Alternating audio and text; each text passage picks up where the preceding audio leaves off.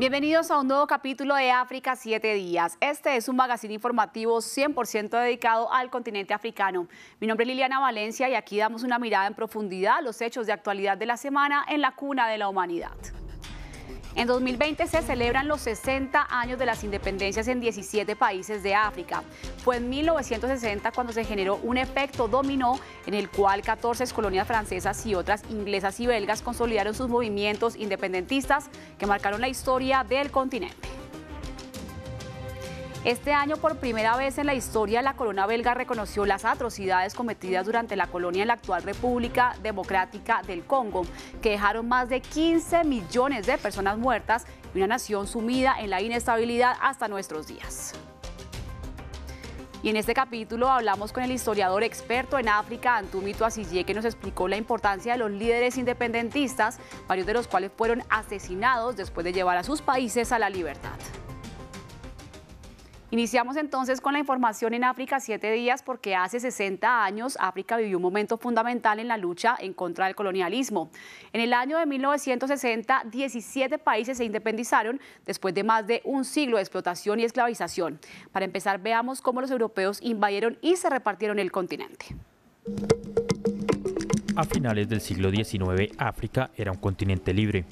Solo el 10% estaba en manos extranjeras en territorios costeros. En cambio, el interior del continente estaba compuesto por reinos, tribus, califatos y sultanatos de pueblos milenarios, como los bantú en el centro de África y los bereber en el Sahara. Pero para inicios del siglo XX, África había sido completamente invadida y repartida entre naciones europeas que pusieron sus ojos en las riquezas del continente.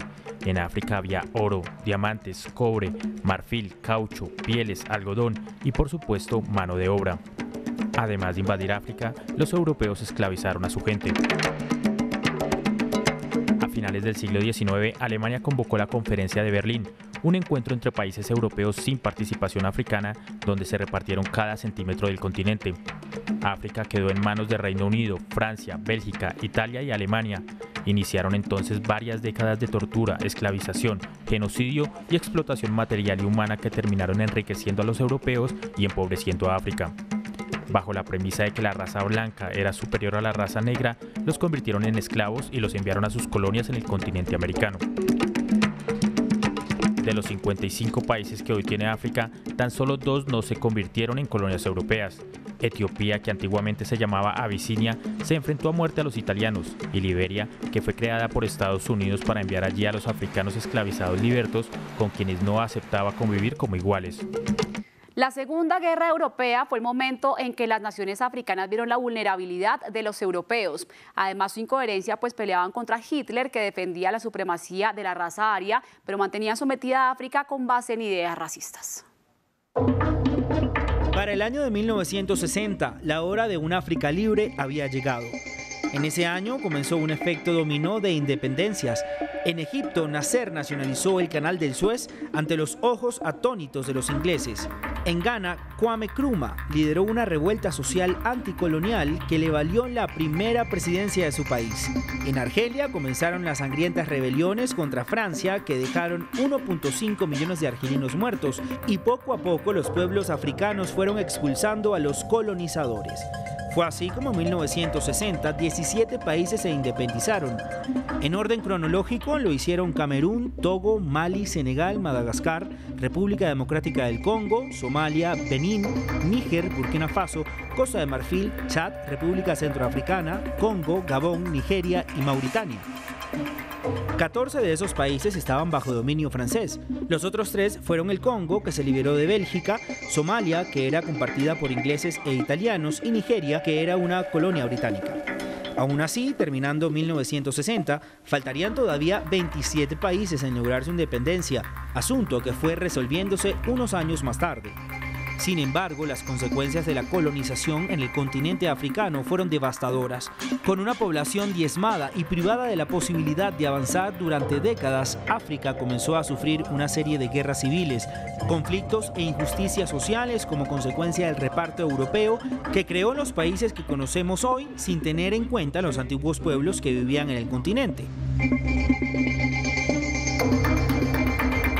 Hoy 60 años después de esta serie de independencias, el continente africano todavía lucha por desligarse totalmente del colonialismo europeo y de otros rezagos postcoloniales como la migración y el racismo que enfrentan principalmente los africanos de la diáspora.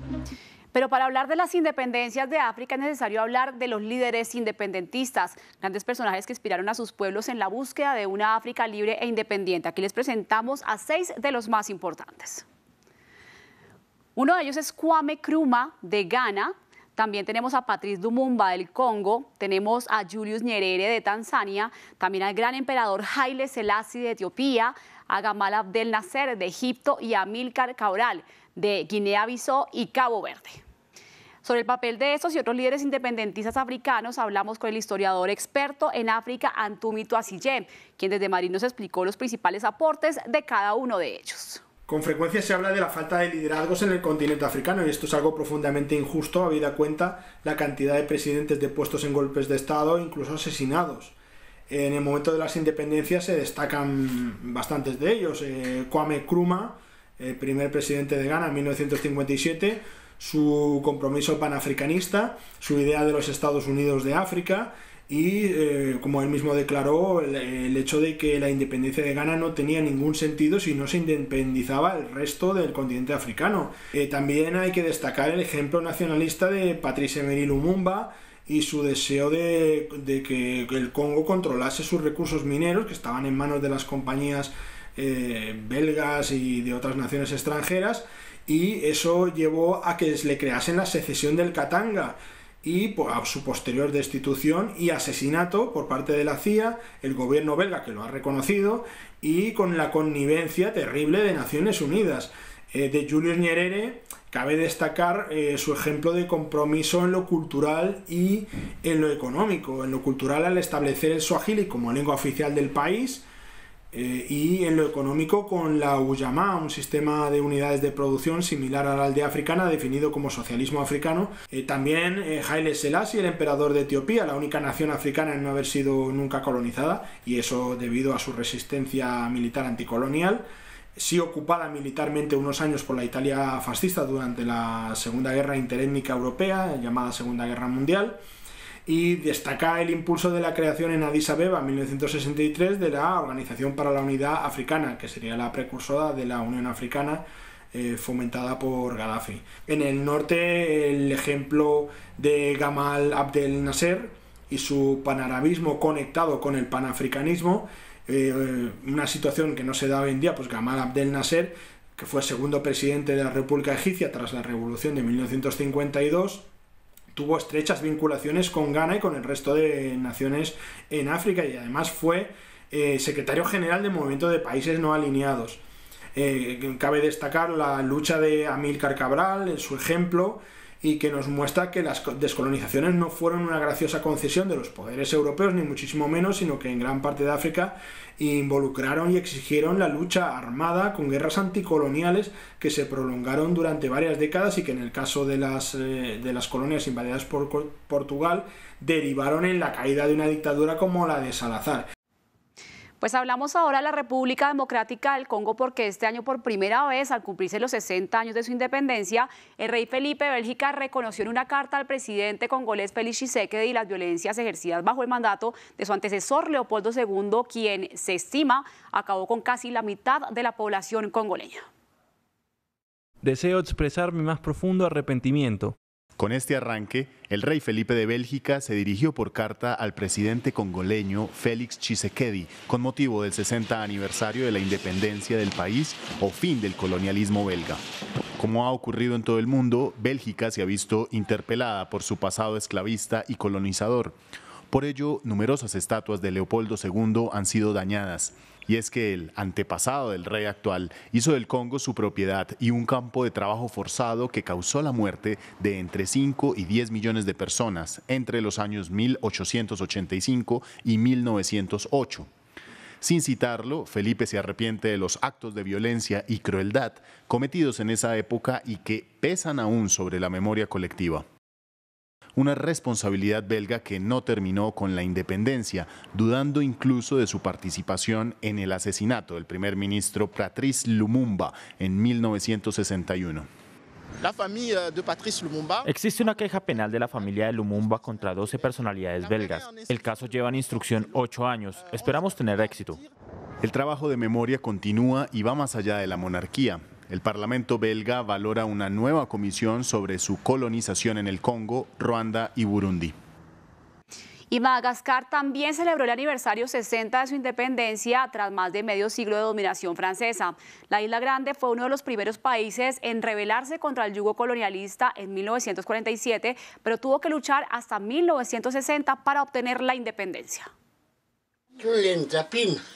Las marcas siguen presentes en su cuerpo. Randriama Monji tenía 20 años en 1947 cuando rechazó el trabajo forzado en las plantaciones de café de Madagascar en manos de los colonos franceses.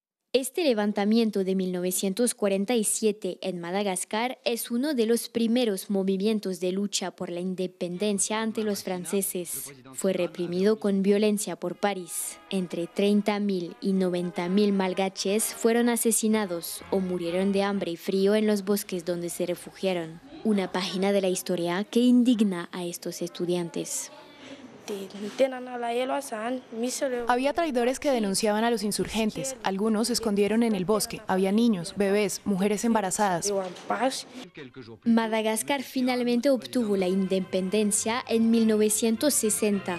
Ese mismo año, con unas semanas de diferencia, Níger, Somalia, Benín y la República Democrática del Congo obtuvieron su autonomía. Y finalizamos con un clásico del cantante marfileño Tiken Jah Fakoly, quien a lo largo de más de 30 años de carrera se ha destacado por cantarle a los principales temas del continente. En su canción Plus rien ne m'étonne, que traduce Ya nada me sorprende, habla del reparto de África y de uno de los intereses más importantes sobre las riquezas del continente. Así finalizamos este capítulo de África 7 días. Ustedes continúen con más en nuestra página web france24.com. Nos vemos más adelante. Sans nous consulter, sans nous demander, aïe aïe aïe, sans nous aviser.